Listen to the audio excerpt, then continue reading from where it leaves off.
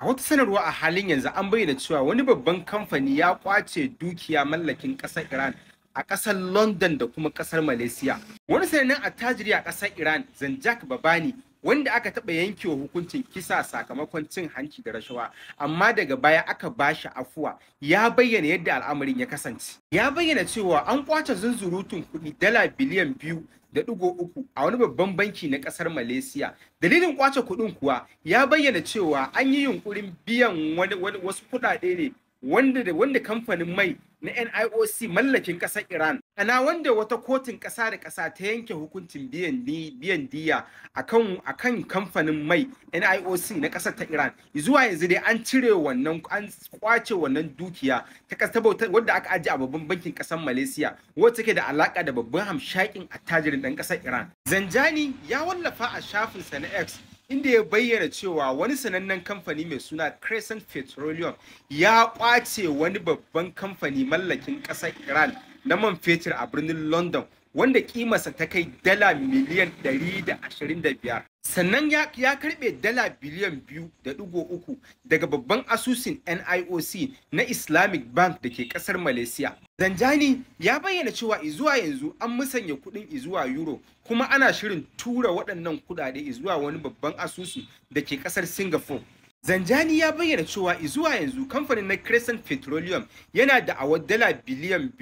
2.9, yayin da a gefe guda yake buƙatar ci gaba da samun tara ta dala miliyan 13 a hannun hukumomi na ƙasar Iran. Jaridun ƙasar Iran sun wallafa cewa asalin rikicin ya samo asali ne sakamakon hukuncin da wata kotu a ƙasar Kuala Lumpur ta ƙasar Malaysia ta yanke, inda ta buƙaci kamfanin na ƙasar Iran ya biya kamfanin Crescent Petroleum diya sakamakon karya wata tokar ciniki ta iskar gas da aka yi a bakin teku a cikin shekarar 2001. An bayyana al'amarin cewa hakan ta faru ne bayan kwace wasu kadarorin ƙasar Iran da aka yi a London da kuma Amsterdam, yayin da ake ci gaba da biyan waɗannan diya da aka yankewa babban kamfanin mai na NIOC na ƙasar ta Iran. Ran Litinin, kafafen watsa labarun gwamnatin ƙasar Birtaniya sun fitar da sanarwar cewa gwamnatin ƙasar ta amince da hukuncin da kotu ta zartar na mallakawa babban kamfanin na Crescent Petroleum kadarorin ƙasar Iran a cikin gidan ƙasar ta London, musamman babban ginin ofishin na babban ma'aikatar man ta ƙasar Iran NIOC, wadda ke dab da majalisar zartarwar ƙasar ta Birtaniya. Gwamnati a ƙasar Birtaniya ta ayyana darajar gurin da ya kai kimar fam biliyan 100, inda ta bayyana cewa yunkurin sauyawa gurin akala daga babban ofishin man fetur zuwa